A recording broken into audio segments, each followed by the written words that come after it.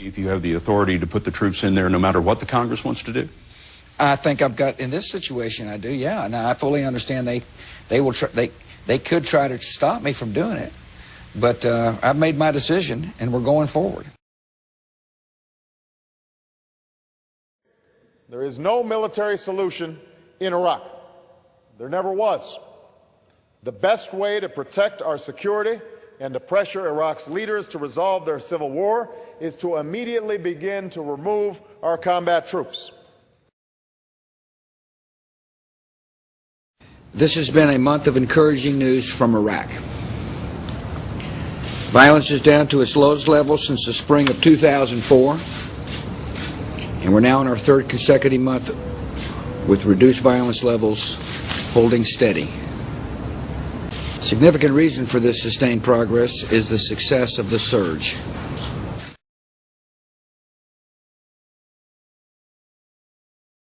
And I think you've been asked 7 ways to Chicago, frankly, whether or not the surge worked. Now, you have not said the surge worked. Those words have not come out of your mouth. What I have said consistently is that the fact that we put 30,000 additional troops in made absolutely a difference because we've got the finest fighting force in the world. Our troops are outstanding, and there is no doubt that they helped to quell the violence in Baghdad as a consequence of their presence.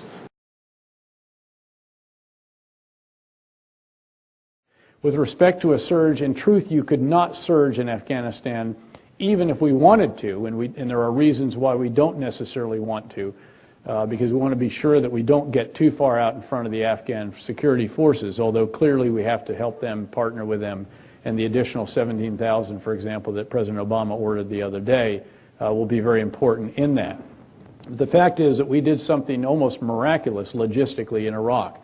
We pushed 6,000 additional U.S. forces into that country in each of about 5 months or so. It's an extraordinary effort. There's no country in the world that could probably even do that for 1 month, much less continue it for 4 more.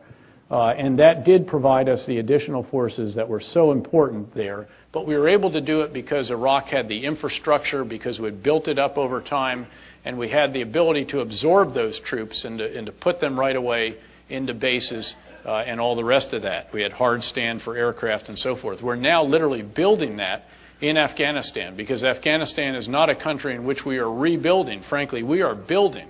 We are constructing, not reconstructing. And so it's very different in that regard as well.